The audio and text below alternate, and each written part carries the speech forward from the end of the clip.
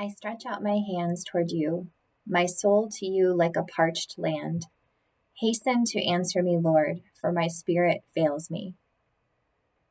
These words from Psalm 143, verses 6 and 7, really echo in my heart, and I'm sure in many of yours.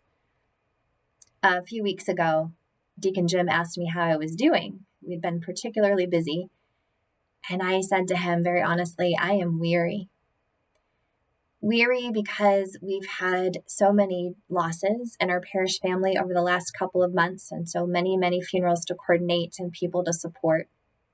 And while I love that, while I love to be able to give to people of myself and my time, I had grown weary and tired. And so putting that out there, a couple of things happened pretty quickly because the Lord hears and he exclaims with joy when we can finally claim something and admit that we cannot do this all of ourselves. He was able to give to me. And so my word for Lent, our Lenten reflection, is receive, and very appropriately. The first thing that happened after speaking those out is that we had our parish day of adoration. And so being here in the church, in my office, I could really run into the church anytime that day and just sit with him and pray and receive the grace and receive everything that he had to fill me up.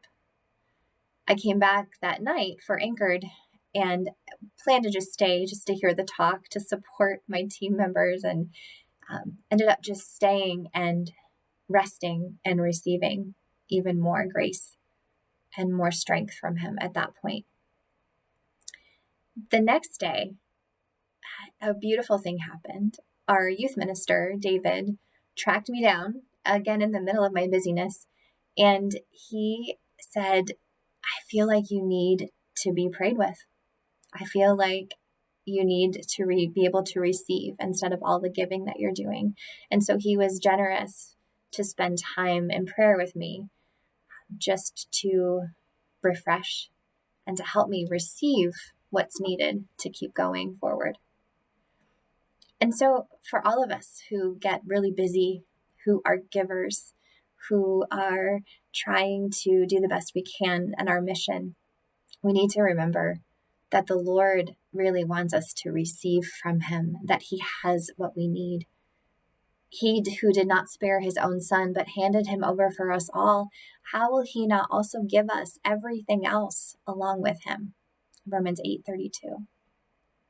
And so our challenge as we are working so hard this Lent to grow closer to the Lord, to reconcile, to renew who we are in him, our challenge is sometimes just to sit and to sit with our arms stretched in prayer and to ask him to give to us.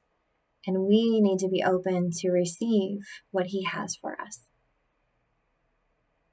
God is able to make every grace abundant for you, so that in all things, always, having all you need, you may have an abundance for every good work. Remember to ask. Remember to receive. The Lord wants to give to you, and he's ready to give big as we enter into Holy Week and to Easter. God bless.